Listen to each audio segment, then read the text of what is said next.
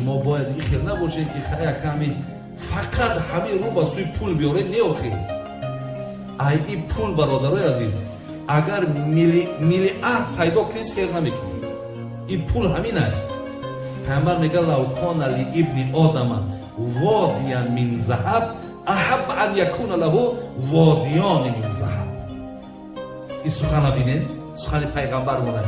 میگه اگر یکی از شما را یک وادی گفته اکنم یک دره کلا پر ای طلا باشد، او پر ای طلا بوده شده میلیارد تونه.